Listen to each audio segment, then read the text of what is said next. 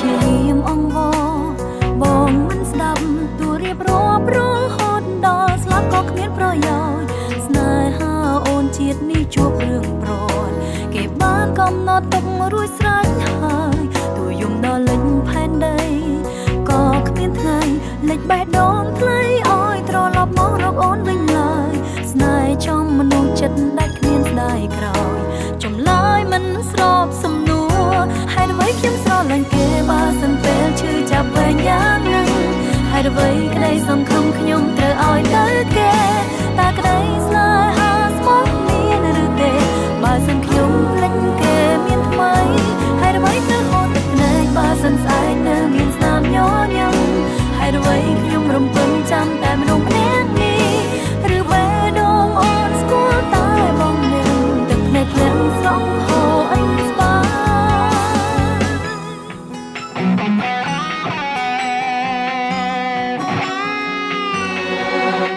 បើធ្វើមិនបាននៅស្រឡាញ់ខុសខ្លាំងទេដែលអូននៅត្រូវការបងនៅក្បែរខំឬទេបើស្រីត្រូវការស្នេហ៍ត្រូវការអ្នកថែនោះគឺជាបងយំដល់លេចផែនដីក៏គ្មានថ្ងៃ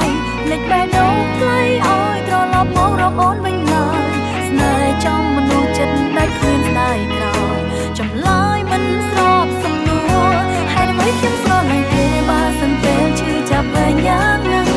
ហេតុអ្វីក្តីសង្ឃឹមខ្ញុំត្រូវឲ្យទៅគេតើក្តីស្នេហាស្មោះមានឬទេបើសិនខ្ញុំភ្លេចគេមានថ្មីហេតុអ្វីទៅហូតទឹកភ្នែកបើសិនស្អែកនៅមានស្នាមញញឹមហេតុអ្វីខ្ញុំរំពឹងចាំតែមនុស្សម្នាក់នេះ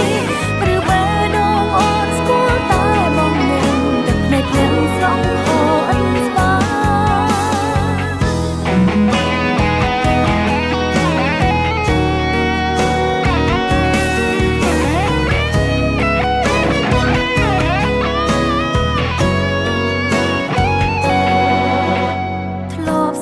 ចិត្តខ្លួនឯងធ្លាប់រៀនបំភ្លេចបងតែបំភ្លេចមិនបានមិនចង់បងខំចិត្តរងចាំស្នេហាថ្មី